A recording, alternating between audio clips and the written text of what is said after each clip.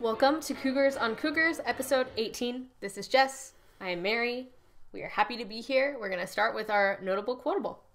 This is from Mia Hamm. I am building a fire, and every day I train, I add more fuel. At just the right moment, I light the match. Off season, building the fire, adding more fuel. Yep. Hey, we're going to go right into talk of the town. We are kind of trying to condense it a little bit and just hit the really main important high points.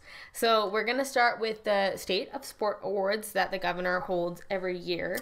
BYU took home a couple, and the first one they took home was Kyle Collinsworth won Male Collegiate Athlete of the Year, and he beat out Pirtle and Tom Hackett. We like to beat youths, even if we can't on the football field. We did at least there. 12 triple doubles. You're not going to argue with that.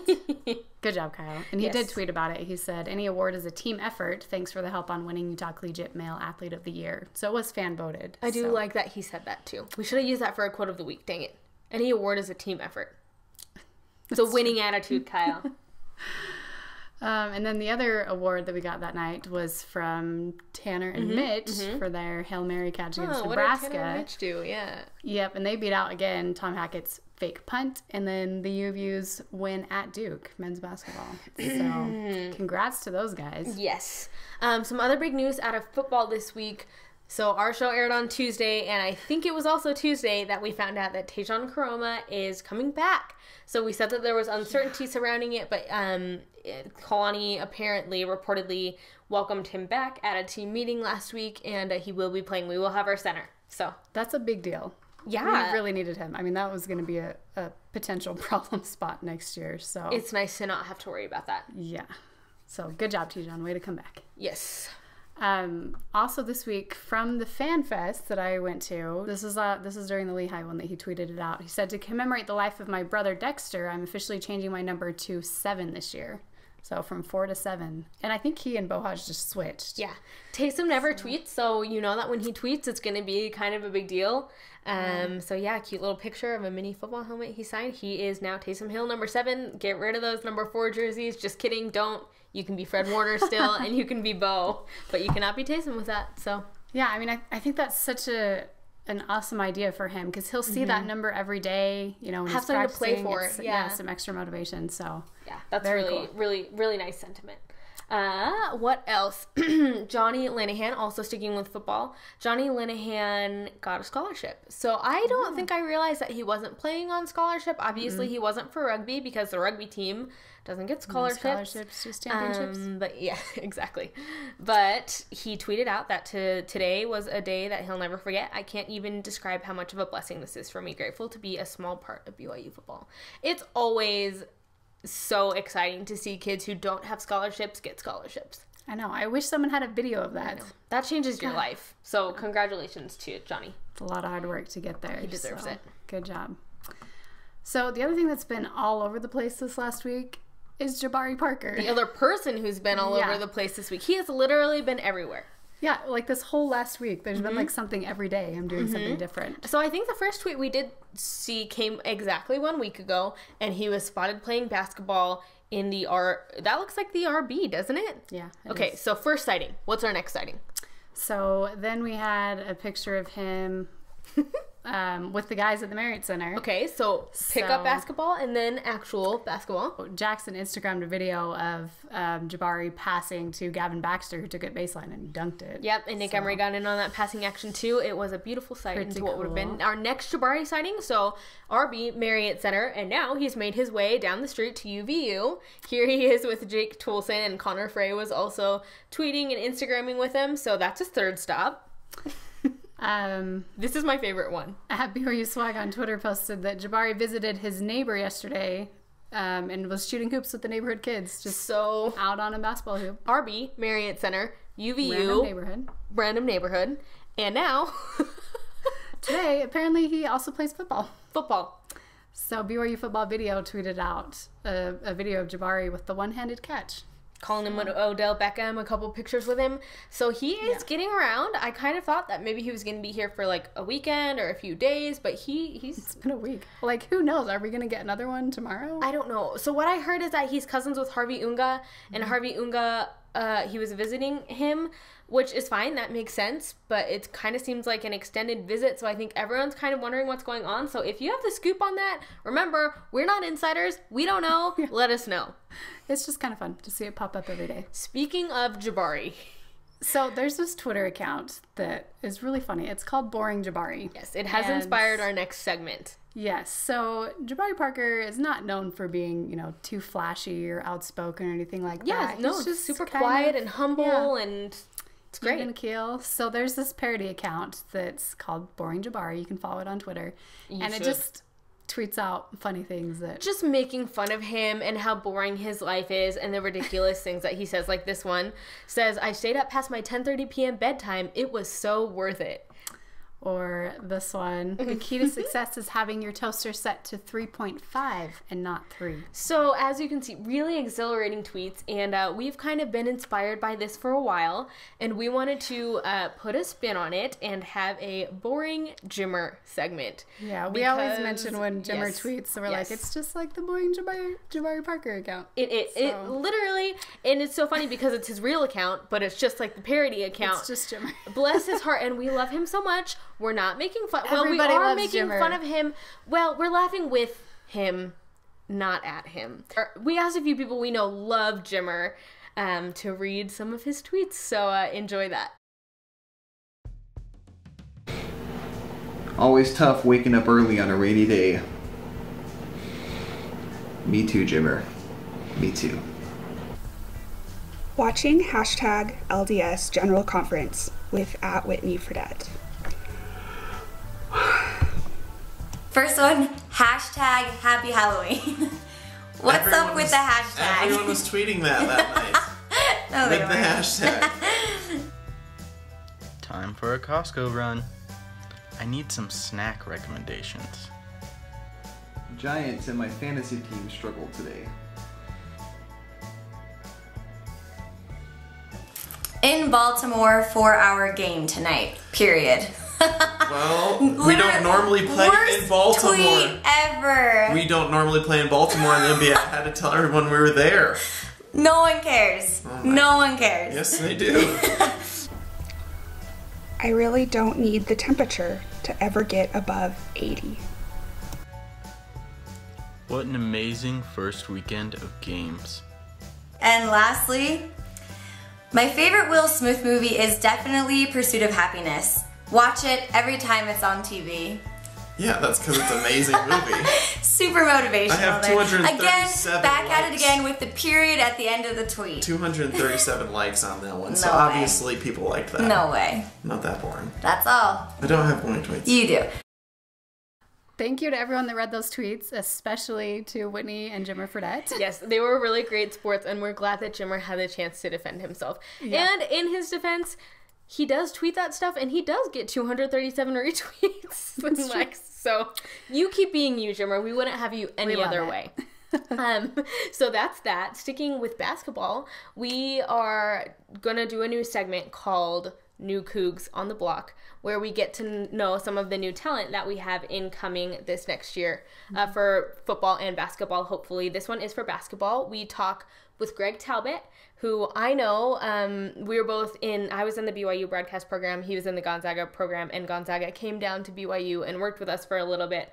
So that's kind of where we made that connection, but then he went off to work in Richland where Steven Beo played. Mm-hmm. Got to watch him his sophomore and junior year and kind of has the inside scoop on this kid who was a preferred walk-on and now has a scholarship. So here's that interview. We have with us Greg Talbott, who you can find on Twitter at that same name. Welcome to Cougs on Cougs, Greg. How's it going, Mary? Been a little while. Good. We are happy to have you. So Greg and I actually do go way back because I'm a product of the BYU broadcast program and he is a product of, you're going to have to forgive us, the Gonzaga broadcast program. No. So, oddly enough, we are not having him on to talk about Gonzaga per se right now. We will eventually. Yeah. He did sports for KNDU in Tri-Cities. Steven Beo plays for Richland, Washington, and he covered him his sophomore and junior year. So he kind of has the inside scoop. He's watched this kid play more than just the highlight videos that we're all seeing on YouTube. So we are going to ask him some questions and get to know Mr. Beo. I guess my first question is, am I saying his name right? Yeah, you are, Mary. Steven Beo. Some of his high school teammates, some of the newspaper writers started calling him Beowulf. That's kind of a joke. I don't know if that's clever or not. I think you guys will probably make a run with that down at BYU. That's pretty good. That sounds like something the BYU crowd would like to use. So. Right? I think so, too. Yeah. Okay, so first question for BYU fans. If we're BYU fans, why are we excited about Steven Beo? Okay, so like Mary said, I covered Steven his sophomore, junior, beginning of senior year before I left the Tri-Cities to come here to Savannah, Georgia. And when I saw him, obviously, you watch a Richland game, and even though when he was a sophomore, he wasn't the leading scorer on the team, you could watch the court and go, okay, that kid is going to play college basketball. Then his junior year, he went from averaging 12 points a game as a sophomore to 28 points a game as a junior. And his team went to the state championship game or the Final Four. I forget which. But either way, totally balled out. This kid was a monster. And when I heard that he was being recruited by schools like Washington State, got offers from schools like Boise State, I went, okay, like, I guess he could fit in there. But then when I heard that he got an offer from BYU, I went, oh, yeah. BYU shooting guard straight from the factory. He likes to play defense. He's tenacious. He could play some point guard if you needed him to be a spread three. He's not that tall. I think he's 6'3".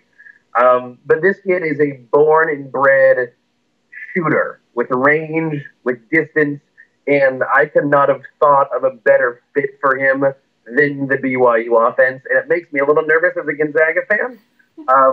But I do think in a couple of years when we're talking about, these are the guys we got to shut down in the Las Vegas tournament, Steven Beo is going to be one of those names. I'm sorry, did you say he likes to play defense? Yeah, did you say that? Yeah. I mean, it's not like that's his strength, but I mean, it's not like Bill Murray in Space Jam where he doesn't play defense. Oh, that's good. We'll take that. Yeah, and I think that you brought up one of our concerns as you were addressing that. BYU, it does seem a lot of the time like our guards come straight out of a factory. We've seen a lot of skepticism with our fan base on Twitter that he is kind of just another run-of-the-mill BYU guard, which sometimes can actually have negative connotations to go along with it. Just chucks up everything, your run-of-the-mill, super streaky guard. But, I mean, is that a legitimate concern?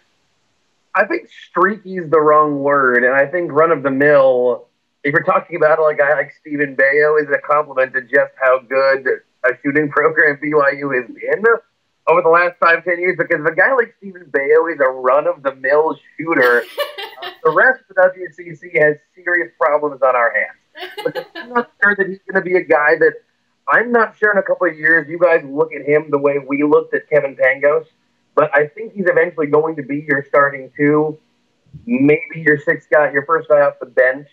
But I do see him being a guy that averages between 10 and 15 points a game sooner than you think.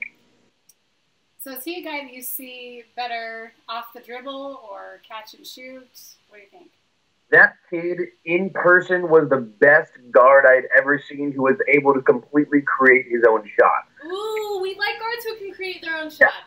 Even though Richland wisely, under their great head coach, Earl Stryford, who's a great guy and a very smart coach, has led that team to so many state contenders over the years and state championships. He designed that offense junior and senior year to run through Beo. Like, he touched the ball on every possession and shot, I would say, one in every 3 possessions, 1 in every 4 possessions. He did this thing on our highlight show on Friday nights. We would just laugh because he did a Steph Curry. He would run up to the 3-point line and just drain it. Wow. So, but you're not saying he's one-dimensional. No, because as we saw his sophomore year, when it was my first year in the Tri-Cities watching him play, he was a good passer. And he was a good second and third option. I think because the team needed it his junior and senior year, and because he was that good that he was able to just put up 40-point performances like it was nothing. If you were the coach, why wouldn't you have him score 40 points a game as often as you could, especially in a comparatively pretty weak league like they were playing in? So I guess my follow-up question to that is he that consistent? Is it like clockwork? Is he going to put up 20 or so every night, or does he have off nights? I mean, everyone has off nights, but you know what I mean. Yeah. High schoolers, it's a different story. I mean, most high schoolers, it's a different story. I went to high school with Kevin Love, and he legitimately averaged like 40 points a game. Yeah. Like, you knew he was going to the NBA. Like, that was a thing. 30 points a game every night for Kevin Love. Yeah, that's great. Steven, there were times he would do 30, but a quiet 30, which was interesting. Yeah. Some nights he would only put up 20, but it was like 6 3-pointers that he just bombed, and you were in the crowd going crazy asking how he did that. And then, like I said, there were some games he would put up 30, and you just kind of go, oh, well, I guess it was layups and fast breaks and drives. So he always got his numbers. Don't get me wrong. He always got his numbers, but it wasn't always in a flashy way. If you're a Gonzaga fan, hypothetically speaking, of course. Wait, hold on 1 second. Oh, that should be good.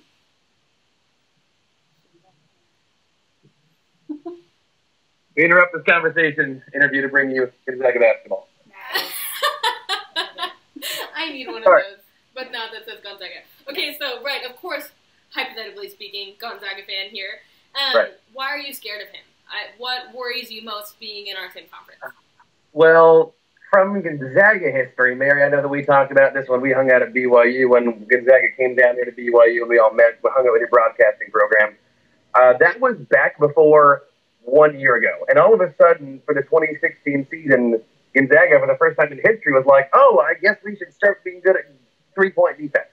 Historically, that has been our Achilles heel. We've been really bad. The reason we lost to Wichita State that year, the #1 seed, I mean, historically, we are just so bad. We're so bad at guarding the three-pointer and outside. And this last season, we were great. We were one of the best teams in the country at guarding the three-pointer. So that was a whole different thing. But the reason Steven Beo worries us as a Gonzaga fan, outside of his last year, only decided to guard the three-pointer, is I can see him coming into the kennel as a junior and senior and dropping 25 points, mostly from outside. We might have a few guys that can do that over the next few years. Knock on wood. That's how you guys beat us in Spokane the last 2 years. Of course that's going to happen. I know. So, with the time you spent covering him, do you have any hints for us about his off-the-court personality? Good kid, quiet, confident, not cocky. There are a lot of guys who were undeservedly cocky when they get college scholarships. I wouldn't say Beo was. I mean, I don't know him that well personally. Like, I interviewed him and I talked to him. Not the most giving interview. I think he was, he's pretty reserved on camera. But I mean, there are a lot of kids who are reserved on. Kevin Pangos was reserved on camera until he was like a junior. Mary, you know that. Yeah. So I don't necessarily think it reflects anything on his character. He's just kind of, at least to the media, the local media, Tri-Cities, he was a pretty quiet kid. But we liked him, likable kid. Nothing off-putting about him. No. I think a lot of BYU fans maybe aren't as excited about him as they should be because he originally signed as a walk-on here. I was really surprised about that because I don't know if Dave had not seen him in person yet or what. But he's gonna be a bench player for you for 2, maybe 3 years. But if he continues to shoot the way he shot in the Tri-Cities, the least he will ever be is first off the bench, who lines up in the corner and just knocks down threes. Well, and we don't have a ton of guard depth, so I see him getting, not a ton of minutes, but I see him coming in and playing, especially if he is quick to contribute. And we heard an interview with him he did with BYU Sports Nation, and he kind of spoke to his versatility and said that, and what I kind of liked about him and why we asked about his personality, he seems like a guy that's going to play whatever role he needs to play. He's a good soul. Is pretty capable of doing that. So that's always comforting to have someone who can come off the bench and do what needs to be done, right? Well, just speaking from a Gonzaga fan perspective, there are plenty of times that we have been excited about guys that we thought were going to come in and just put up 20 points a game by the time they were sophomores, who Mark Few made into a role player who is like the first or second guy off the bench. He comes in, lines up in the corner, and hits a couple threes, and he's just instant offense. Steven Beo could be that. He might not be a guy that's putting up 30 a game for you in the vein of the guys you had the last couple of years, but he's going to be an offensive presence for you. I have no doubt about that. Yeah, well, and Dave Rose likes guys he can give the green light to, so if Steven shows that he can score, he'll get a spot. Yeah. So, okay, our last question before you leave us. Who's going to win the WCC? Is there a year? Is your reign of terror going to continue? No, you are going to have Kranowski. You're not going to have Sabonis, right? Sabonis is going to go in the draft. Sabonis is leaving. I said it wrong. Kranowski is coming back, though, right? Yeah, I was surprised about that because I thought Shemek was going to... I mean, he's old. I mean, he must be almost 23 at this point. I kind of assumed you'd want to go... Yeah, you're talking to Mormons with mentions. For Catholic, Gonzaga, 23 is really old.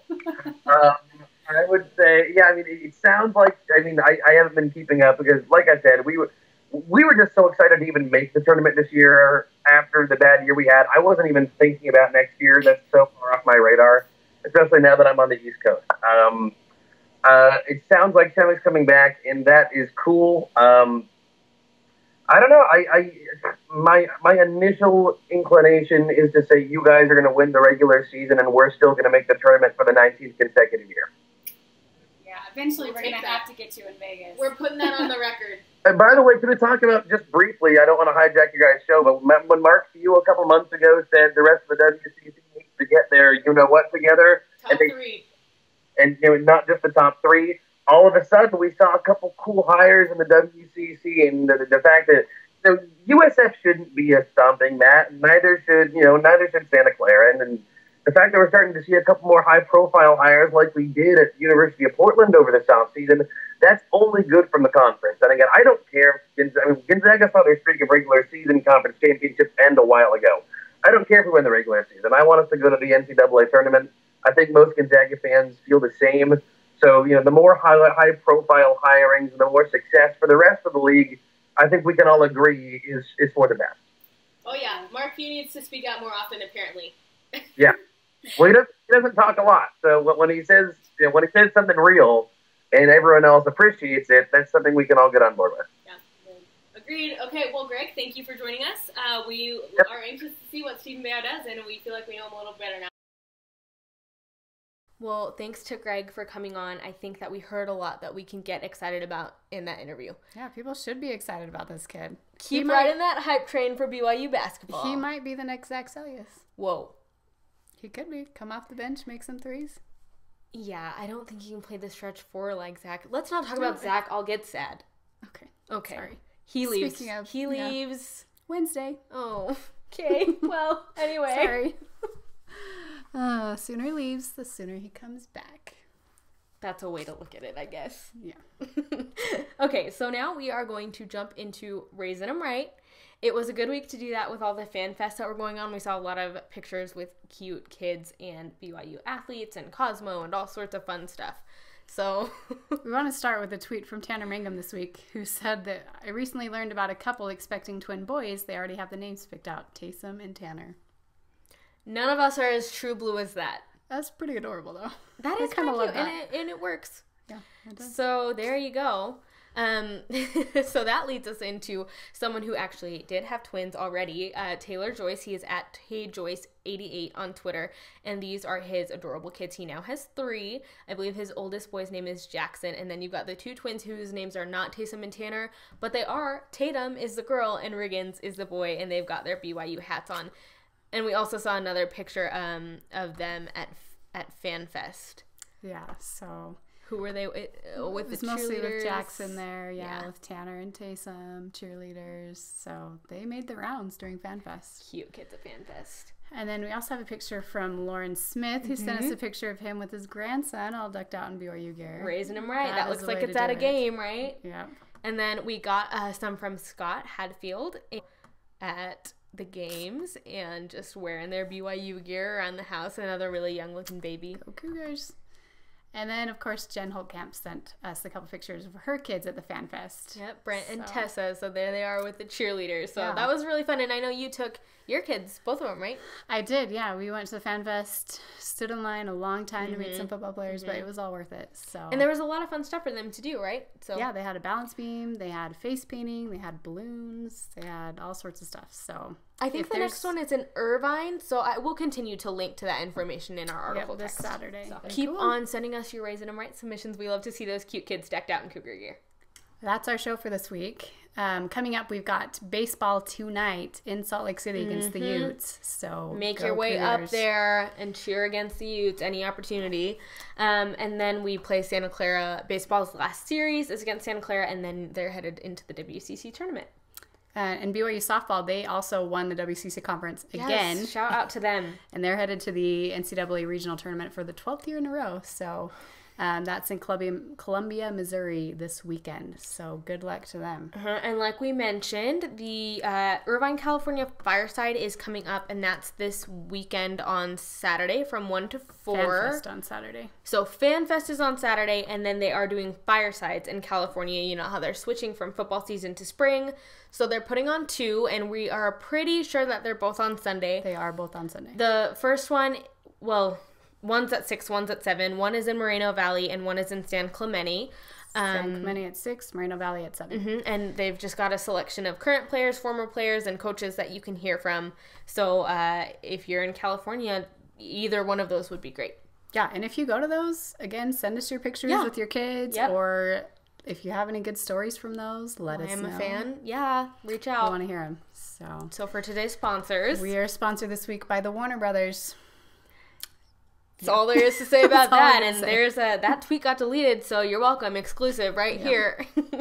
And our other sponsor is Tamara Evans for her mad crocheting skills. She literally just made up in her head the Sailor Coug pattern and brought this beautiful blanket into the world. So it's amazing. May you always stay loyal to the white and blue. For Jess, I'm Mary. We'll see you next week.